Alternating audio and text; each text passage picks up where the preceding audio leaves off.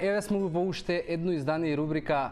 со прашања и одговори. Моето име е Јосиф, како и секогаш, и сите оние кои што сте заинтересирани да ми поставите прашање и да му дадеме одговор во оваа рубрика, може да го направите или на броевите на телевизија Телма, или користејќи го хаштагот #Јосиф на социјалните мрежи, или па директно на моите профили на Инстаграм или Фејсбук, кај што и најмногу ја правиме оваа комуникација. Били и прашува што е со сојата и сите гласини, простите и ставови поврзани со тоа. Били, сојата, да, у принцип многу е озогласена, многу луѓе се плашат, многу луѓе имаат дилеми во врска со тоа, стравови поврзани со користењето на соја. Дополнително на тоа, пред одреден период имавме и во одредени производи на пазарот се најде генетски модифицирана соја, и генерално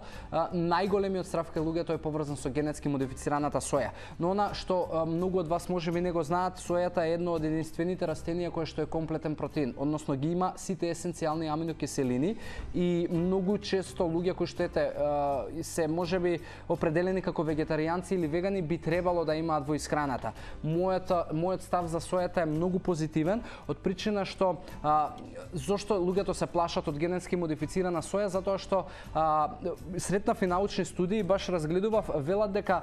стравот е всушност поврзан, и она што се претпоставува е дека препаратите кои што се користат за одгледување на таа генетски модифицирана соја може да придонесат да, доколку ги конзумираме, да после 2 или 3 колена некој стане стерилен. Но тоа се уште не можеме никој да каже дека е така, затоа што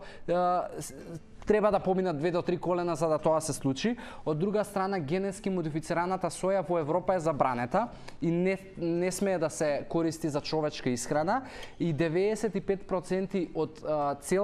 целото светско производство на генетски модифицирана соја оди за сточна храна. И затоа многу повеќе би требало, кога зборуваме за соја, да бидете загрижени за тоа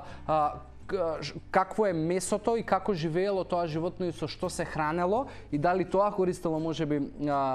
генетски модифицирана соја, затоа што, пак ќе речам, веројатноста дека нас сојата ќе ни наштети е се уште,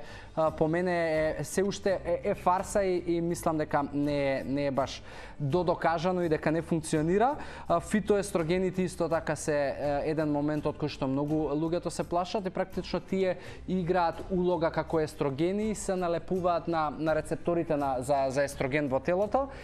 али повторно тоа